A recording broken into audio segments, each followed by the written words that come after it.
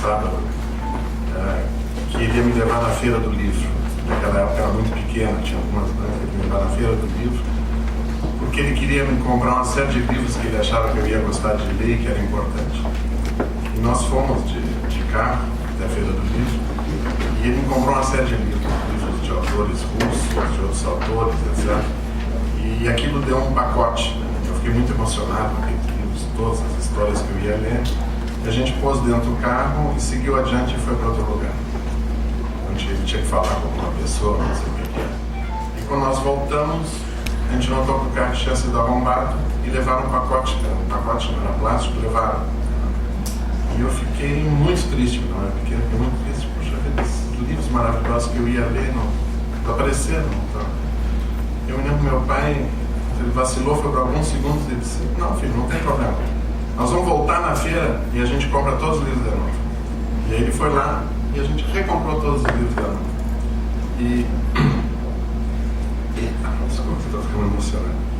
Esse gesto me marcou profundamente, porque ele, mais do que usar palavras, ou seja lá que for, ele deu um exemplo que me marcou pro resto da vida, que a gente tem muitos percalços, tem muitas dificuldades, pode levar muito tombo, mas o que a gente tem que fazer é não esmorecer, é se levantar, seguir adiante e tocar a vida, porque essa é a única maneira de lidar com a vida. Isso foi uma coisa que me marcou e eu gostaria de deixar registrado aqui.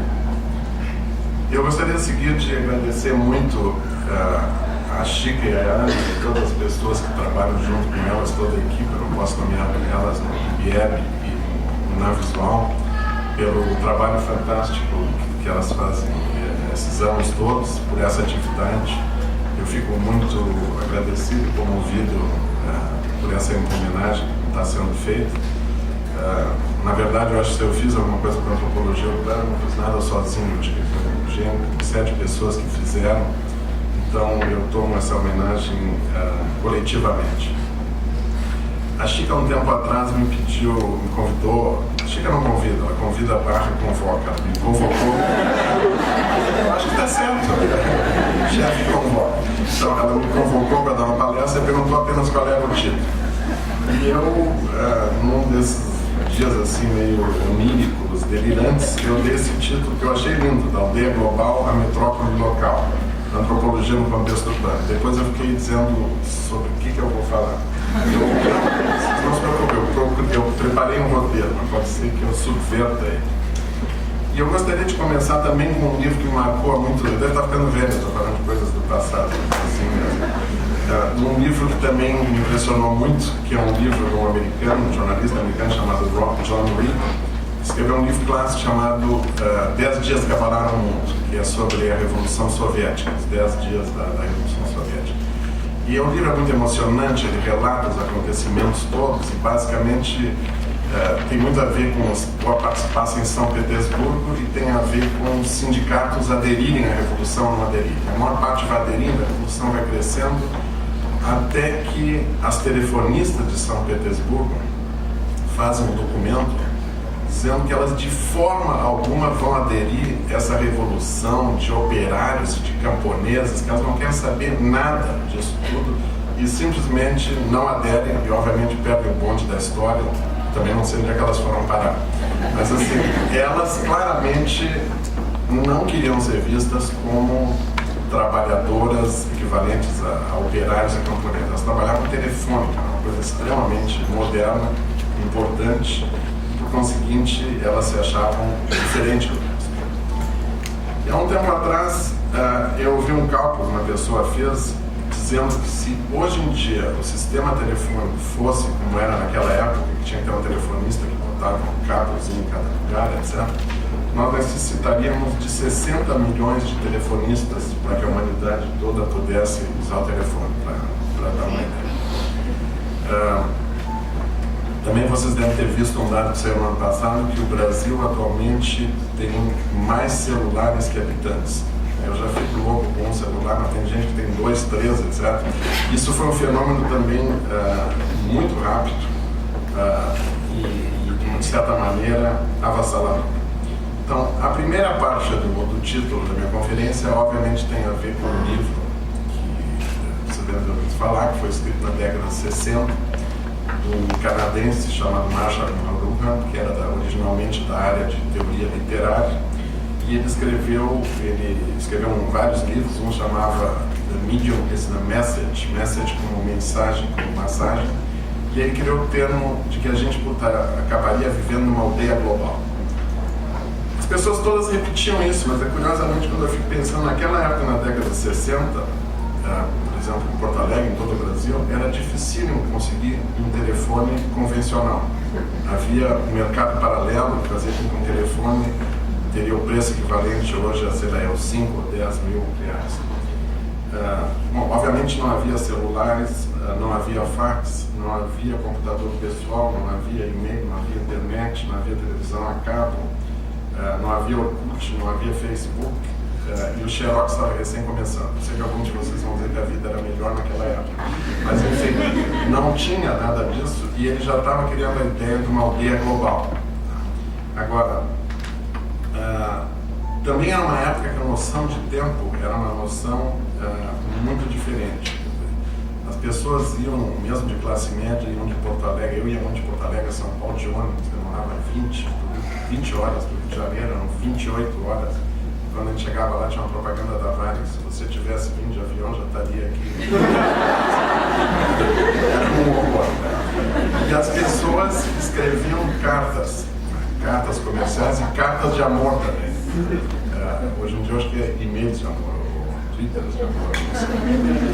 E uma carta era uma coisa que tinha que ser bem escrita, de preferência com cópia, para saber o que escreveu, tinha que botar no envelope, tinha que ser sobrescritado, fechado, selado, levado para o correio, e que demorava uma semana. Então, entre escrever uma carta e receber uma resposta, era mais que natural que passasse 2 ou 3 semanas. Não era o inferno de hoje que a gente acorda e já está com dívida, com os e-mails. Então era uma outra noção de tempo que se tinha. É bom lembrar também que se a gente pensar no Brasil de 1970, ou seja, 40 e poucos anos atrás, o censo de 70 foi o primeiro censo em que o Brasil se mostrou mais urbano do que rural. Quer dizer, a passagem do Brasil de um país predominantemente rural a começar a ser mais urbano se deu no meio da década de 60. Até essa época, o Brasil era um país predominantemente rural, e as coisas eram muito mais lentas, e a própria estrutura social também era uma estrutura diferente, e a forma de sociabilidade também era diferente. Esse vídeo maravilhoso, vocês viram a rua onde eu me criei, na Felipe Neri. O avô do Rodrigo tinha uma casa na frente, conheci o avô dele, o pai dele também, e eu me lembro que uma das tias do Rodrigo casou, e o avô fez uma festa em que toda a rua era convidada. As pessoas ficavam sentadas não só dentro da casa, como na calçada também. Então, você imagina hoje fazer uma festa de casamento, tu convida a vizinhança toda na calçada, nem sobrar nem as mesas, né? Que me garanto, mas todo mundo ia se assaltar. Então, era uma outra forma de sociabilidade, de vida, de ritmo, coisas todas que não desapareceram, mas elas se modificaram. E de alguma maneira as ciências sociais brasileiras tiveram que acompanhar isso, e a antropologia teve um papel muito peculiar que eu acho que vale a pena assinalar. As ciências sociais brasileiras estavam, claro, já nessa época preocupadas com o Brasil enquanto nação, com formação da nacionalidade, desigualdades, etc.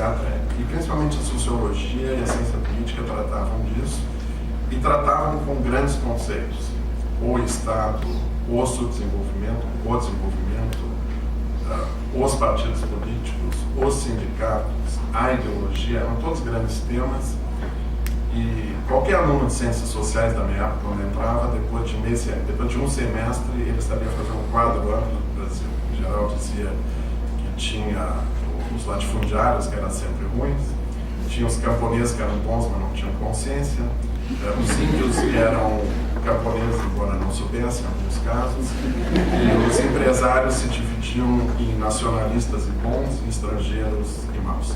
E a Coca-Cola era o ícone máximo do imperialismo. Então, assim, era bastante fácil. A gente sabe que o mundo ficou bem mais complexo e hoje em dia é mais difícil explicar.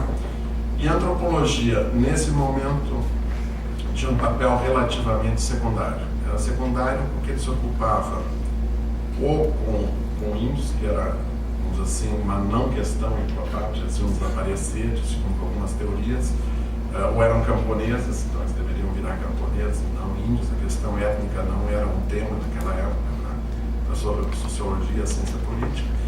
E pior de tudo, a antropologia tinha um pecado original, que ela se ocupava com a cultura, e boa parte das ciências sociais brasileiras e latino-americanas queriam descartar as interpretações psicológicas e culturalistas do seu desenvolvimento. Então, a teoria da modernização tentava explicar que a América Latina era atrasada por causa das atitudes, das lideranças, da população. Teorias como as teorias marxistas ou a própria CEPAL tentavam mostrar que eram questões estruturais. Então, lidar com cultura, de alguma maneira, era estar no campo conservador, de tal modo que o bebê era jogado fora com a água do banho. Quer dizer, lidar com a cultura era relativamente mal visto, e mesmo porque nas teorias marxistas mais esquemáticas, a cultura podia ser deduzida quase que mecanicamente da infraestrutura, da superestrutura, podia ser deduzida dessa maneira. Então, a antropologia não era uma ciência social que tinha o mesmo status que as outras ciências sociais. A gente sabe que isso se modificou muito, e tem muitas pessoas que acham, inclusive, que a antropologia às vezes tem quase que um status hegemônico em relação às outras ciências sociais. E a gente poderia se perguntar como é que se deu esse processo. Mas tem várias coisas que a gente poderia apontar. Uma é o próprio fato que o Brasil se urbanizou e os antropólogos começarem a estudar coisas que aconteciam nas cidades. Não é que eles não estudassem coisas nas cidades, mas eles, como muito, iam até o que era chamado de comunidade, estudos de comunidade, que eram criticados, ou então eles estudavam populações periféricas, alguma vila, alguma coisa assim, mas sem uma teoria muito crítica.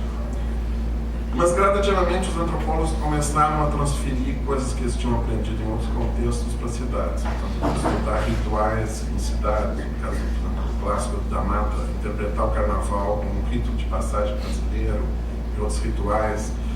E começaram a pegar também um pouco o que era, boa parte, considerado o lixo pelas outras ciências sociais. Estudar novela, estudar comportamento, que era considerado comportamento sexual desviante, hoje esse termo não seria politicamente correto, estudar o futebol, considerado uma forma de ópio do povo. Então, assim, uma série de temas que envolviam literalmente milhões de pessoas, como futebol, carnaval, telenovela, etc., que eram considerados não nobres pelas ciências sociais. Havia, assim, quase que uma divisão entre o que é um tema quente, nobre e válido, o que é um tema não entrava nessa categoria. E a antropologia, como gosta dessas coisas diferentes, acabou entrando por aí e também no contexto do campo. O que coloca de saída é uma questão que o Clifford Geertz levanta no texto dele, em que ele diz que os antropólogos estudam na cidade, mas não estudam a cidade, que a gente poderia discutir um pouco, porque a cidade sempre foi uma preocupação muito grande no mundo ocidental. A cidade é uma coisa chave. Vou dar um exemplo para vocês.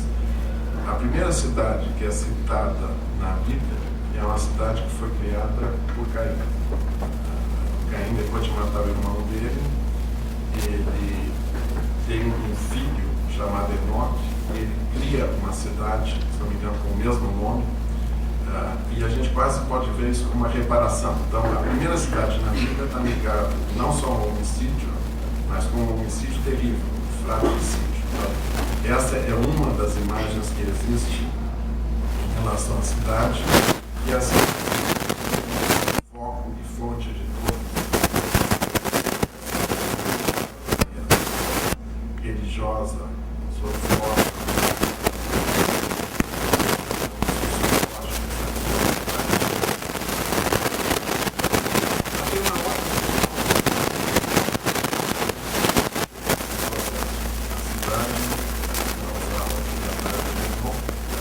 guarda a cidade, ou seja, pessoas quando saíam do campo, eram seus Europa, que vinham da cidade, se tornavam pessoas.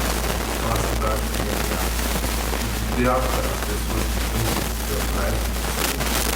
E isso permite esse tipo de oportunidade. Permitiria até mais oportunidade para pessoas que são pobres. Então seria assim quase, é melhor ser pobre na cidade do que pobre no campo.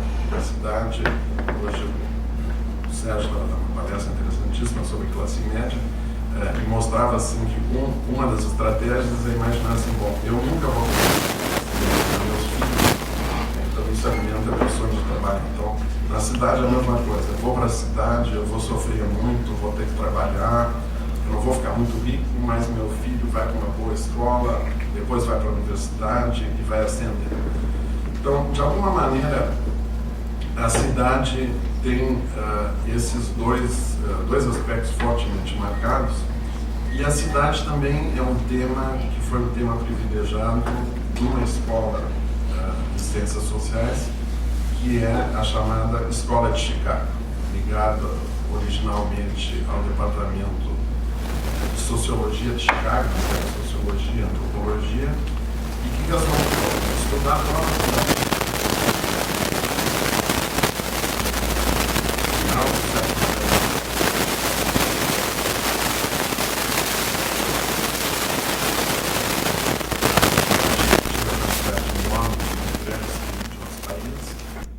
era a cidade do Alcabone, gangues, etc.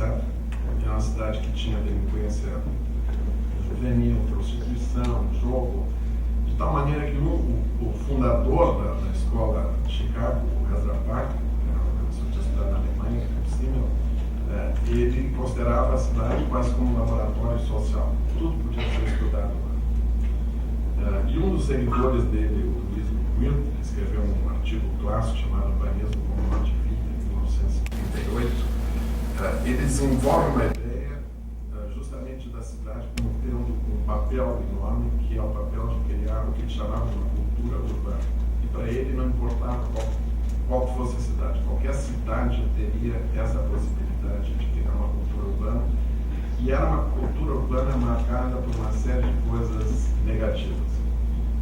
Era a perda de vínculos afetivos, era a substituição de relações primárias e diretas por relações secundárias, desagregação da família, secularização, tudo era negativo, anonimato, etc., parte influenciado pelo ciclo. Nessa perspectiva, a cidade é quase uma variável independente. Ela, tanto é que essa escola chamava de ecologia humana também, ela condiciona o comportamento das pessoas. Uma reação a isso é dizer isso é bobagem. Quem criou tudo isso foi o capitalismo, ele não conseguia ter isso, etc. Que é um pouco a crítica que o Castells fazia no primeiro livro dele, quando ele estava começando a entrar na área da sociologia urbana. Uma outra perspectiva é dizer, bom, a cidade certamente não tem esse poder todo, mas a cidade tem uma especificidade.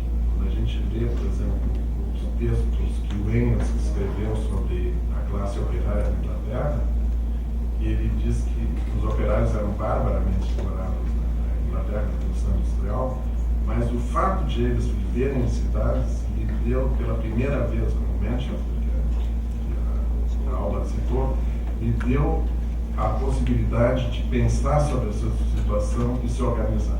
Isso no campo seria impossível, porque eles estavam atomizados, sem forma de organização, etc. Então, a cidade aparece como um lugar que influencia, ou seja, viver junto num certo espaço tem um peso. Qual é esse peso a gente tem que discutir.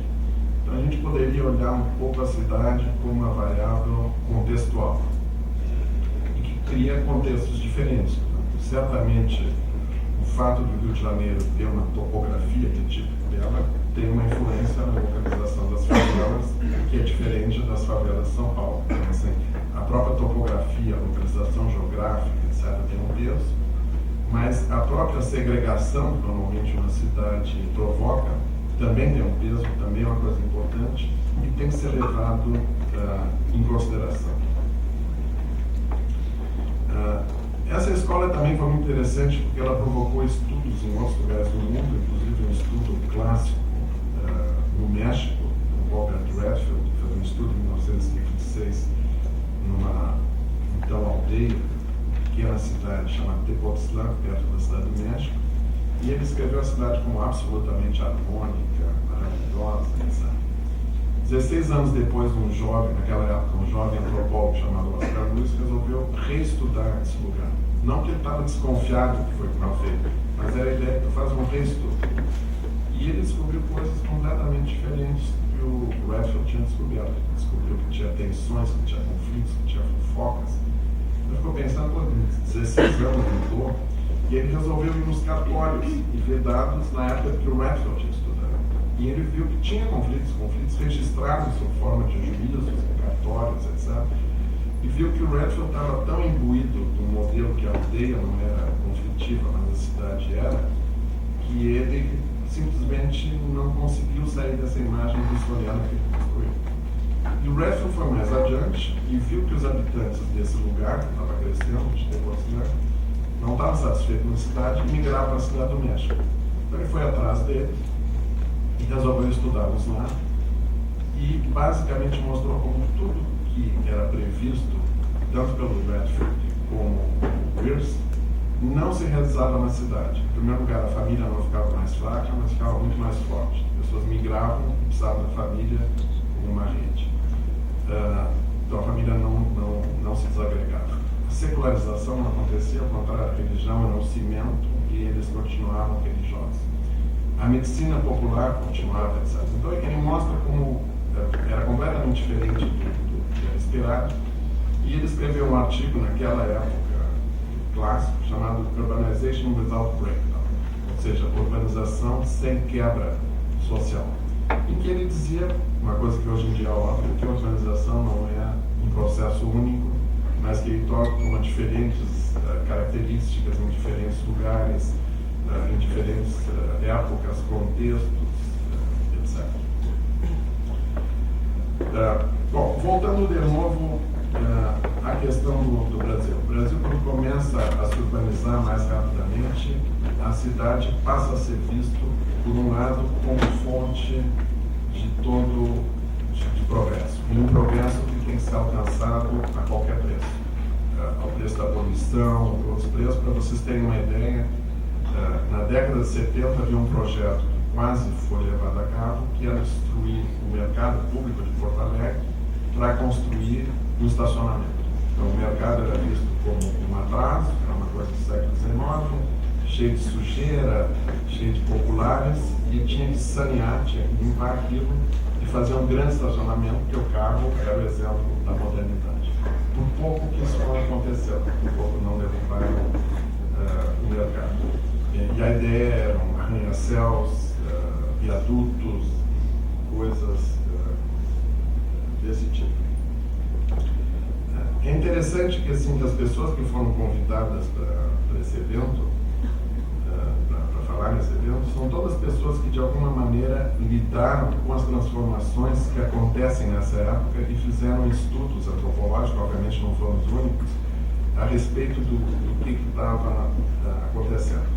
Então nós tivemos há pouco a palestra interessantíssima da Alba, que ela mostra toda a questão da violência, como a violência passou a ser uma coisa importante. E eu me lembro que quando a violência começou no Brasil, em boa parte ela era sempre frisada que era violência urbana.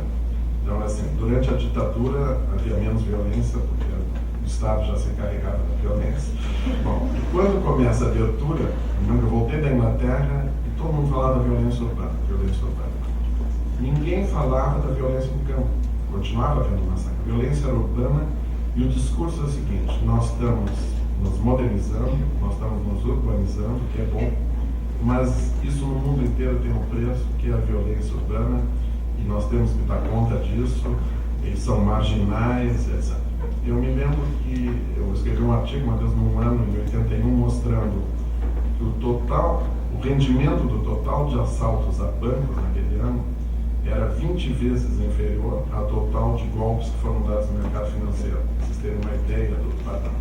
Mas claro que começou a haver uma dramatização da violência, a violência aparecia na televisão, nos meios de comunicação, o Jornal Nacional é de 1969, então começa a ter jornais nacionais, noticiário, etc. E a violência passa a ser um dos elementos e uma das formas de falar do Brasil.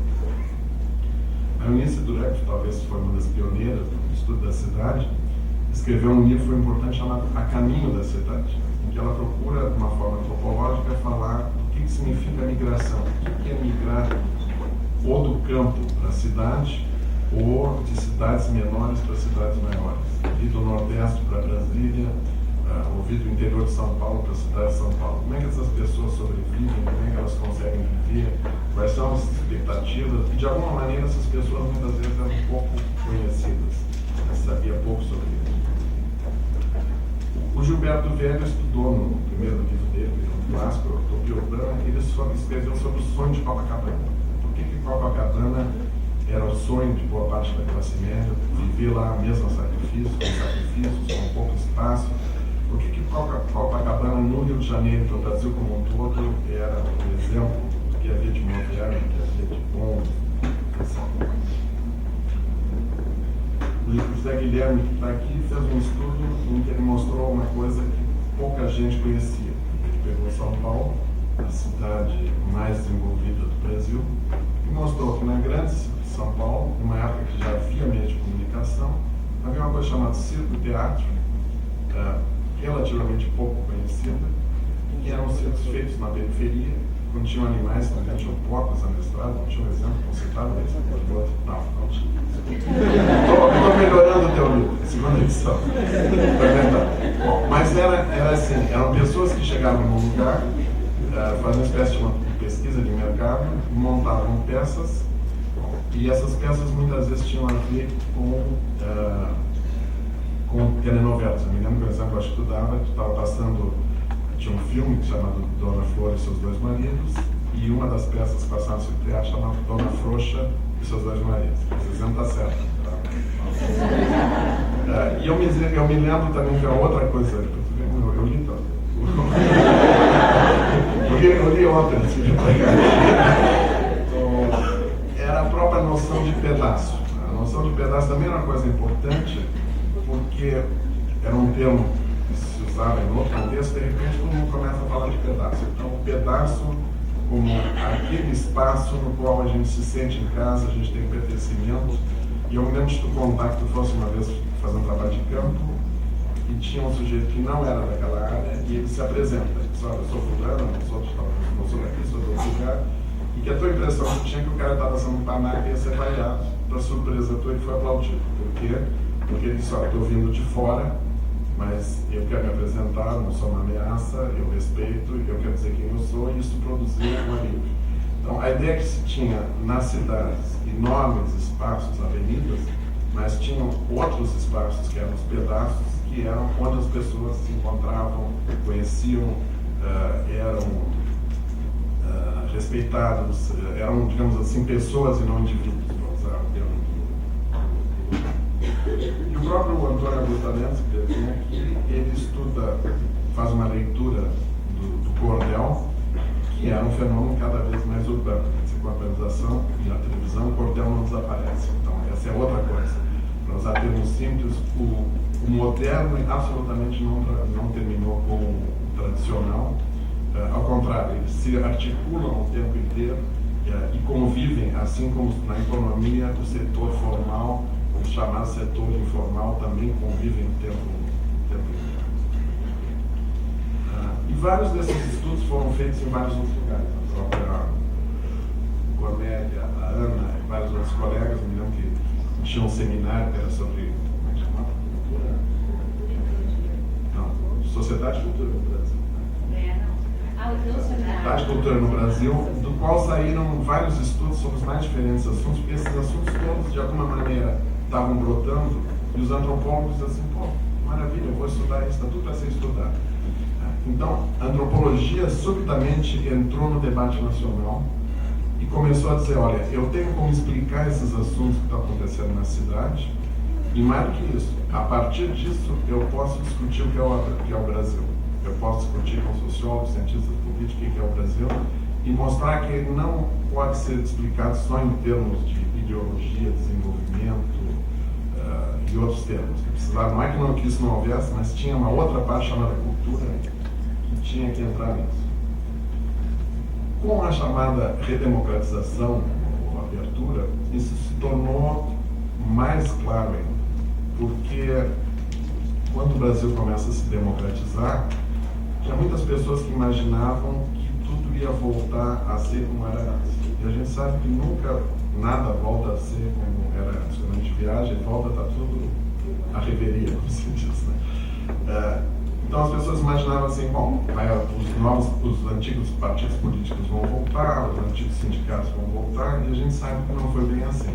Quando houve a recriação de partidos políticos, alguns partidos antigos foram recriados, mas se criaram novos partidos. O PT é um exemplo de um partido novo, diferente, independente do que a gente acha dele. O próprio sindicalismo também, se criou um sindicalismo que era diferente. Mas, acima de tudo, as pessoas se deram conta que começou a haver uma constituição de novos atores sociais. Novos atores sociais que estavam latentes ou reprimidos vieram à tona e começaram a se construir sob formas de identidades sociais. Então, todos esses eram grupos que se achavam brasileiros, porque o Brasil como nação já tinha sido formado, mas todos eles estavam reivindicando especificidades ou diferenças.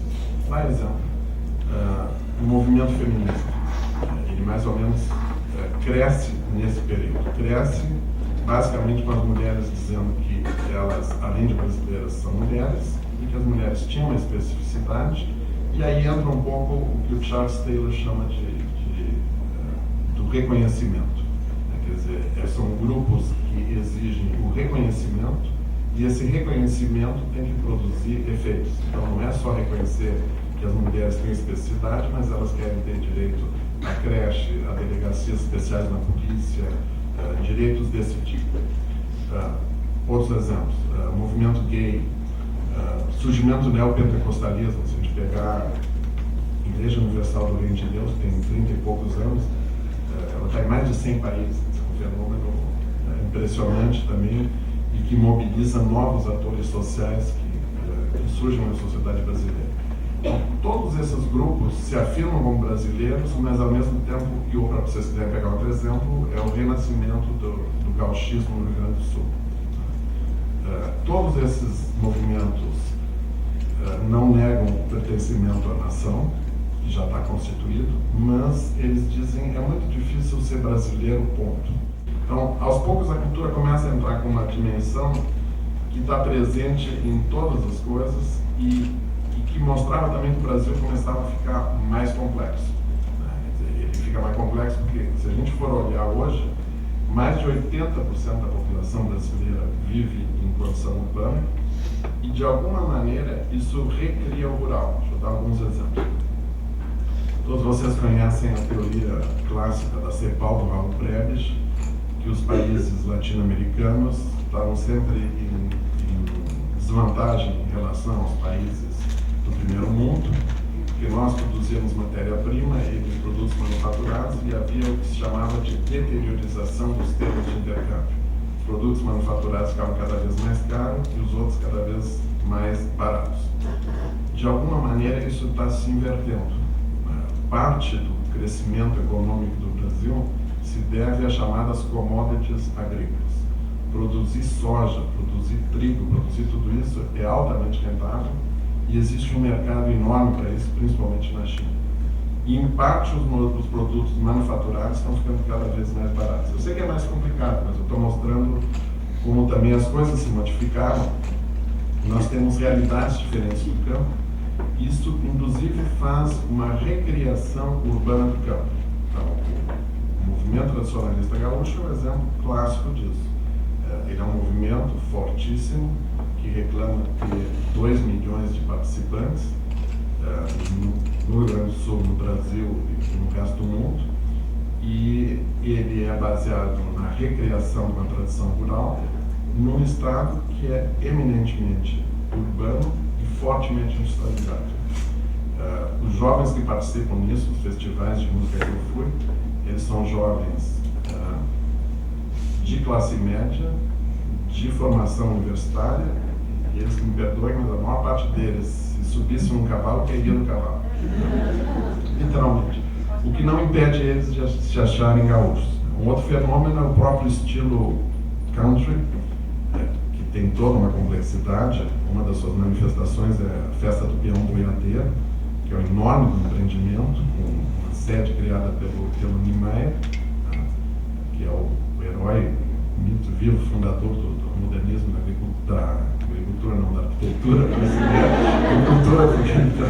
Bom, e de novo tu tem o tradicional e o moderno. E um outro exemplo, um fenômeno que tu vê cada vez mais, e cada vez mais as nossas cidades são tomadas por grandes caminhonetes. Se tu tem um carro baixo, tu não enxerga nada, e essas caminhonetes são picapes, e tem nomes rurais, e nunca transportar, provavelmente nunca vão transportar um grão de arroz. O bonito é isso, e o bonito às vezes é ser um country boy, um country vaca, não sei o quê. Quer dizer, há uma série de exemplos que a gente poderia dar da própria questão do rural voltar a ser ressignificado num país que está se urbanizando cada vez mais.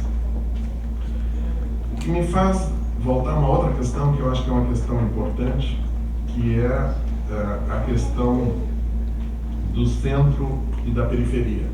Tem a ver um pouco com a segunda parte do meu título tão pomposo, que é a aldeia global, a metrópole local. O conceito de centro e periferia são conceitos centrais, assim, principalmente no mundo ocidental, e eles organizam a nossa maneira de ver a realidade. Até tinha, acho que era um cronista social, acho que Ibrahim Suede, ele sempre dizia sorry periferia, queria dizer coisa segunda. Bom, mas o que é o centro? O centro, historicamente, o centro do mundo fica em Greenwich, que é ali em Londres. Ali é o meridiano zero. Por que ele é lá? Por alguma questão científica? Não, porque a Grã-Bretanha dominava o mundo e ela decretou que ali era o meridiano zero. É esse meridiano que define o que é o Ocidente e o que é o Oriente. É uma definição muito complicada. Na Holanda, o Sérgio fez doutorado na Holanda, eu já vi muitas vezes o Brasil e a América Latina ser classificado como países não ocidentais. Então, subitamente, eu virei oriental. Quando a gente fala da Indonésia, a Indonésia é sempre o Oriente. Mas a Nova Zelândia, que fica mais ao Oriente, ou à esquerda, se não gosta de ficar mais ao Oriente, a esquerda da Nova Zelândia, ela é ocidental, porque ela foi colonizada por britânicos. Então, o conceito do que é ocidental, do que é oriental, do que é centro, do que é periferia, obviamente é um conceito construído e em alguns casos, absolutamente etnocêntrico. Se a gente tomar o caso do Brasil, o centro do Brasil sempre foi a costa. O centro do Brasil é a costa. Claro que a gente poderia dizer que o centro, a gente poderia traçar um cálculo e mostrar onde é que é o centro exato. Não seria nem Brasília, seria mais para dentro do país. Mas o centro sempre foi a costa. Primeiro em Salvador, depois do Rio de Janeiro. O que estava fora era periferia. Hoje em dia a gente poderia complicar um pouco e dizer assim, mas qual é a cidade que é o centro do Brasil? É o Rio de Janeiro? Rio de Janeiro não é mais a capital. O Rio de Janeiro talvez seja o centro simbólico das representações, das praias, dos corpos, etc. Mas do ponto de vista econômico é uma cidade que está sempre em crise, em dificuldade, tentando achar novas vocações econômicas, indústria pesqueira em crise, indústria naval em crise, as pessoas com medo de vir como turista, então eles não conseguem desenvolver. Ele vai mudar tudo agora. Já mudou. A gente poderia dizer assim, bom, então é Brasília. Bom, Brasília certamente é a capital, tem uma série de coisas que acontecem na capital, mas é realmente o centro, assim, é o centro cultural do Brasil. Brasília não é. É o centro econômico, talvez pelos altos salários de algumas pessoas, mas não é. Então é São Paulo, bom, em algum sentido é. Então, não tinha uma época assim que, quando criaram o Mercosul, tudo que é cidade queria ser a capital simbólica do Mercosul. Porto Alegre queria ser a capital, que enfim estava no sul, Montevidéu também tinha uma razão, Florianópolis queria ser a capital turística, de tal maneira que o Mercosul ia ter 80 capitais. Todo mundo quer ser sempre o centro, e a definição de centro, obviamente, tem a ver com poder e com outras coisas. Mas, de alguma maneira, as cidades, obviamente, sempre foram centros de grandes metrópoles. Aliás, a palavra metrópole tem dois sentidos. A palavra metrópole era o país que colonizava as colônias, Grã-Bretanha, a França como metrópole, mas a metrópole também é a grande cidade. Ou a grande cidade em tamanho, mas mais do que isso, uma grande cidade em tamanho e em cosmopolitismo. De tal maneira que tem gente que diz, bom, tudo bem, Londres, Paris, Nova York são metrópoles, mas uma cidade que tem 5 milhões de habitantes e não tem uma riqueza cultural e econômica não seria. Mas, de qualquer maneira, nós temos essa divisão entre metrópole ser uma grande cidade e metrópole ser a sede de um império. Mas a gente sabe que os grandes impérios, quando eles perderam sua periferia, eles também perderam seus centros. Então, a gente poderia dizer assim, bom, Paris e Londres atualmente são centros do quê? Não é que Paris e Londres não sejam cidades importantes, não é que eu não queira ter um apartamento em Paris, se alguém quiser ficar longe disso, não me entenda mal, mas a gente poderia dizer assim, a gente sabe do que eles eram centros. Londres era a capital de um império que dominava 20% do mundo, população e território. Mas hoje em dia ela é centro exatamente do quê? Se a gente fosse olhar na crise econômica que a Inglaterra está procurando, a gente poderia tornar essa pergunta mais complicada. Então, centro e periferia são perguntas complicadas, e aí a gente poderia ir um pouco mais adiante e se lembrar que qualquer que seja a definição de globalização, tem várias, não estou interessado em entrar nisso, a globalização certamente implica na compressão do tempo e do espaço, que são duas categorias chaves muito caras ao antropólogo. Então, assim, a gente sabe que hoje em dia a noção de tempo e de espaço se modificaram muito e se contraíram. Quer dizer, eu posso mandar um e-mail aqui desse lugar simultaneamente para a Austrália e para uma sala que tem aqui no prédio ao lado. Pode ser até que com esse poste que caiu hoje, ele chegue antes na Austrália, dando um exemplo completo. Então, a noção de tempo e de espaço que estavam juntos, cada vez mais estão separadas e cada vez estão mais comprimidos, e isso pode significar também ter consequências dramáticas, e em alguns casos, nos chamados países do terceiro mundo, isso pode ser visto beneficamente. Então, a gente sabe que até o surgimento da internet, com acesso a uma universidade como essa, um dos maiores problemas das universidades brasileiras, não era a questão do corpo docente-discente, era na área de ciências humanas, era o pouco acesso a livros. Nós continuamos tendo muito menos livros que outros lugares, mas nós temos acesso à internet, uma série de sites que a gente não tinha, nem que seja Wikipedia, e nós temos, de repente, acesso a uma coisa como o Portal da Cápsula. De repente, nos permite ter, pelo menos, um alcance maior de livro de conhecimento que eu posso ter em Porto Alegre, como eu posso ter em Santa Maria, como eu posso ter em Pelotas, como eu posso ter em qualquer lugar em que eu tenho acesso a esse lugar. Aliás, boa parte dos maiores centros de saber no mundo estão em lugares pequenos. Princeton é uma cidadezinha pequena, Cambridge é uma cidade pequena. Então, não necessariamente eu preciso estar na grande aglomeração urbana para estar num lugar em que eu tenho recursos. Hoje em dia, os recursos são cada vez mais fáceis, o que torna de novo complicado isso e coloca de novo uma questão nas ciências sociais, que é centro e periferia nas ciências sociais. Existe tradicionalmente uma divisão em que no hemisfério norte se faz teoria, se faz pesquisa, nas ciências sociais, mas no hemisfério sul só se faz pesquisa, não se faz teoria, como se houvesse um determinismo genético, geográfico, que diz, sinto muito, para a teoria não dá. E eu acho que a gente deveria começar a questionar isso, por que exatamente? Então, e também às vezes a gente olha para algumas teorias que são feitas no hemisfério norte e a gente fica assim, que teoria é essa? Muitas vezes são um termo que alguém usa, que vira moda, que o outro usa. Vou dar um exemplo assim. Eu vou dar isso. Se alguém se sentir atingido, eu sinto muito. O termo pós-colonial está muito na moda. eu tendo a achar que todo conceito... Bom, em primeiro lugar, eu acho assim, um conceito precisa ser restritivo para poder explicar uma coisa. Quanto mais amplo o conceito, menos ele explica. Se eu fizer um conceito muito amplo, cabe tudo e não cabe nada. Então, um conceito que começa com pós, na minha impressão, é um conceito preguiçoso. Tudo bem eu dizer assim, a África pós-apartheid. A apartheid existiu até muito pouco tempo atrás e certamente está marcando, ainda marca a sociedade sul-africana. Mas o Brasil é uma sociedade pós-colonial, bom, do ponto de vista histórico, fazem quase 200 anos que a gente deixou de ser uma colônia. Aí tem gente que diz assim, não, mas ele tem uma mentalidade colonial. Bom, aí a coisa começa a ficar complicada. Então, assim, eu sei que haveria certamente pessoas muito qualificadas que poderiam tentar contra-argumentar.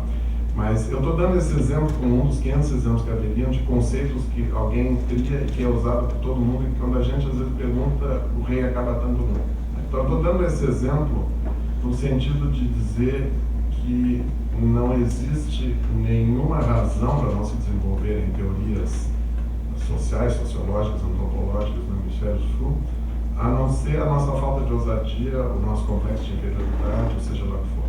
E o complexo de inferioridade, que o Nelson Rodrigues chamava de complexo de vira-lata, obviamente é uma coisa social, cultural, introjetada, e que corresponde a uma época no Brasil também. Uma época em que o Brasil se via como subdesenvolvido, com dificuldades de... Por que a derrota de 1950 foi tão traumática? Era a única coisa que a gente podia vencer mesmo era o futebol, o resto era só exportação de café. Então, hoje em dia o Brasil se destaca numa série de outras áreas. O Brasil consegue ser um país que faz transplantes cardíacos, que produz avião que concorre com os aviões canadenses, uma série de outros exemplos, que tem universidades com pós-graduação, e combinado com uma grande desigualdade. Talvez seja esse o grande problema do Brasil. Mas dificilmente alguém diria hoje em dia que o Brasil é um país subdesenvolvido. Também acho que não diria em desenvolvimento. Aliás, eu tive uma reunião na Inglaterra, uma reunião da Academia Britânica de Ciência, como representante da Academia Brasileira, e o grande problema dos ingleses é que eles não sabiam como localizar o Brasil. Nós não era mais developing country, mas também não era desenvolvido, e eles não sabiam. Então, o Brasil provoca um certo mal-estar nesse sentido de como ser classificado. Mas, claramente, o Brasil mudou. Ele continua tendo assim, um certo complexo que aparece muito na questão da importação cultural. Nós temos uma enorme vergonha de que a gente está sempre imitando os outros. Quando, na verdade, todo mundo imita todo mundo. Você deve conhecer um texto clássico do Ralph Linton chamado Um Dia na Vida de um Americano Típico, né?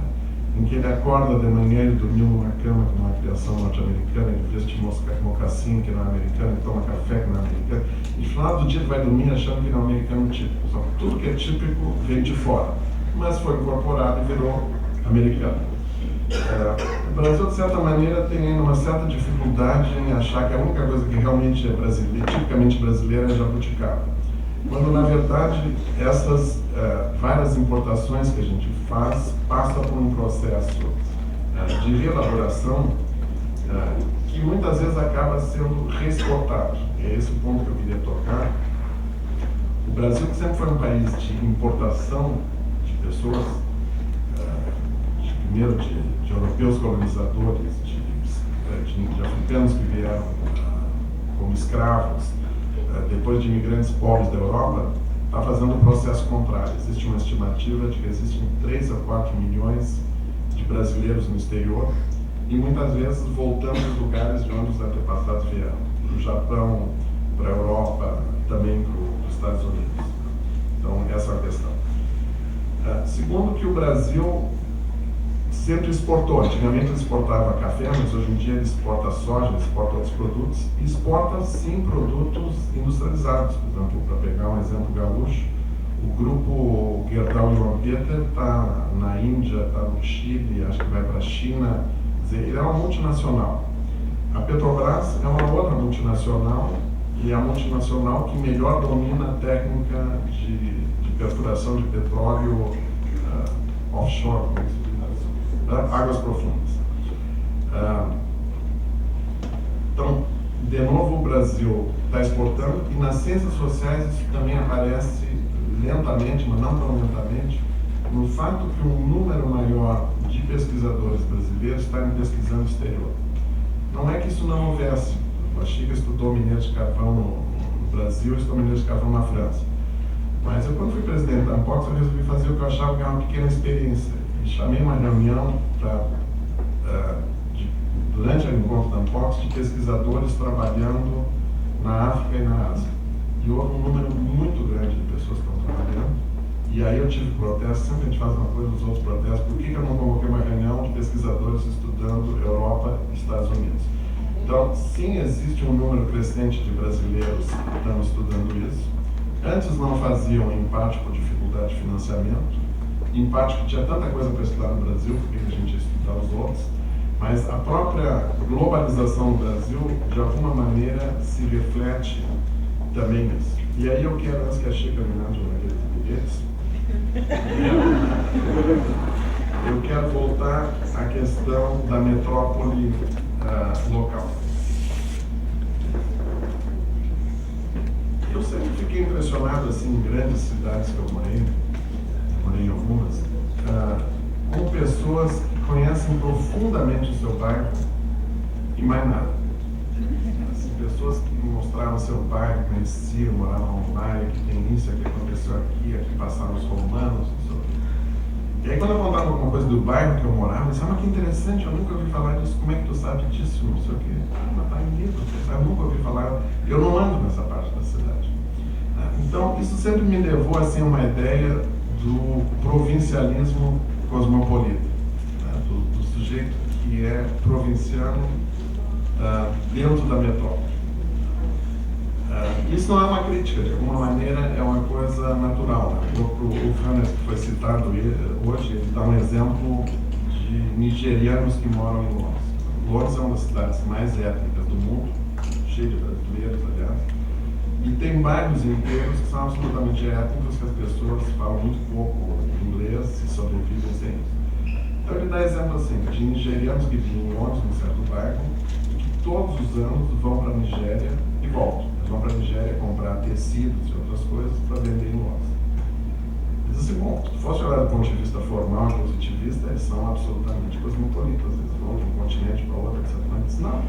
Eles vão do bairro deles, que eles moram em Londres, até Heathrow, pegam o metrô, pegam o avião, vão para a Nigéria, ficam lá com a família, voltam e vendem de novo no próprio bairro, entregam para algum intermediário que vende. Então ele diz assim, essas pessoas são locais. Tu pode estar morando numa grande cidade e ser absolutamente local. Isso pode se dar em vários níveis. Um tem a ver nível de pouco capital cultural, pouco conhecimento. A gente poderia inclusive discutir isso em relação aos analfabetos, como é que o analfabeto se mexe numa cidade, como é que ele cria os ônibus, como é que ele faz, qual é o trajeto que ele faz. Mas mesmo assim, se a gente pensar em pessoas com mais capital cultural, se a gente pensar na gente, se a gente pensar em Porto Alegre, a gente vai se dar conta assim, que tem alguns bairros que a gente conhece muito bem, e outros bairros que a gente está tão perdido como se estivesse em outras cidades. E também uma outra experiência que aparece nesse vídeo. Há vários anos atrás, eu estava no seminário de doutorado e eu não sei o que eu falei do centro da cidade, e a maior parte das pessoas sempre não conhecia o centro da cidade. Ou porque não eram de Porto Alegre, ou porque eram de Porto Alegre e nunca tinham ido para o centro da cidade. Ou que tinham ido para o centro da cidade, mas nunca tinham ouvido falar do que eu falei. E aí disseram, então por que a gente não anda no centro da cidade? E a partir daí eu comecei a fazer a experiência que cada ano a gente escolhe um bairro e visita. Já teve várias vezes no centro, Cidade Baixa, Floresta, Restinga. A gente fez 2 vezes eu chamo disso de caminhada etnográfica, mas 2 vezes foi uma navegação etnográfica. A gente pegou um barco e andou pelas ilhas do Guaíba, que é outra coisa fantástica. Assim, as pessoas, a maior parte nunca viu a cidade do outro lado. E Porto Alegre tem uma relação absolutamente esquizofrênica com o Rio. Todo mundo vem de fora, diz que maravilha, vocês têm o Rio. Quando teve o Fórum Social, vieram os chineses aqui e eles queriam ver o Rio, porque lembram que o Rio tinha um pôr do sol bonito, queriam. Todo mundo falando, quem vai fazer o quê no Guaíba? E todo mundo vem de fora e diz assim, vocês têm esse Rio fantástico? Não, eles sujo, não sei o que, tem muro, né? Então, assim, é uma relação meio esquizofrênica, que se a gente for pensar, um clima na cidade é uma coisa fantástica. Bom, então, na verdade, assim, a gente conhece pouco a sua cidade e na medida que as cidades crescem e o trânsito fica mais complicado, o ideal muitas vezes é trabalhar e morar no mesmo bairro. Ou trabalhar em casa, através de tecnologia eletrônica, ou morar num bairro seguro, de classe média, etc., e poder ir a pé. E os filhos estudarem no mesmo bairro, de tal maneira que seria possível as pessoas praticamente não saírem do bairro. E quando elas precisam de outras coisas, tem essa coisa maravilhosa chamada office boy, que moram 2 ou 3 morrem por dia em São Paulo, mas isso não é problema nosso. Né? Então, teoricamente, é possível morar numa grande cidade e circular num espaço geográfico muito pequeno. E em alguns casos isso até passa a ser um ideal de vida. Vocês não precisam ficar tão preocupados com isso, porque eu li há uns tempos atrás o número de senadores norte-americanos que têm passaportes. Né? E parece que, eu não tenho dado com certeza, mas parece que só 1/4 deles tem passaporte. Ou seja, a maior parte dos senadores norte-americanos nunca viajou para o exterior, nunca sente a menor necessidade de viajar para o exterior. Então, mostra também o grau de cosmopolitismo, não. De novo, o cara provavelmente vai dizer, mas eu não preciso, eu faço política nos Estados Unidos, é o centro do mundo, quem quer vem para cá e acabou. Né? Mas eu, quando li o dado, fiquei muito impactado. Imaginei que um senador norte-americano que não tem recursos para viajar, teria, pelo menos pela Europa, não. Boa parte não tem. O que me faz voltar de novo, para concluir, a essa dicotomia que é o fato de que realmente, hoje em dia, com a moderna tecnologia que uma vez mencionada, que depois se realizou, as coisas ficam cada vez mais próximas, mas que ao mesmo tempo as pessoas que moram próximas muitas vezes se cruzam muito pouco. Não é que elas não se cruzam, eles se cruzam em certos lugares. Um desses lugares é o mercado, sobre o qual a gente vai ver um vídeo. Esse sim é um lugar que pessoas de mais variadas extrações sociais cruzam. Uma outra experiência interessante são metrôs em cidades que dependem do metrô. Os diferentes horários de metrô têm passageiros totalmente diferentes. O passageiro das 6 ou 7 da manhã para andar no metrô é completamente diferente do metrô das 10 da manhã, de tal maneira que eles não se cruzam. E tem parques que têm usos diferentes em horários diferentes. Por exemplo, o Parcão, no mês de Vento, é um parque muito mais de classe média e classe alta. Mas a Redenção tem um uso diferente domingo de manhã e domingo de tarde. Domingo de manhã é o público, da classe média, de tarde já o público é diferente. De tal maneira que as populações podem ou não se encontrar porque eles circulam em mundos diferentes, ou eles podem circular no mesmo espaço, mas horários diferentes. E com isso, pois é. Muito obrigado.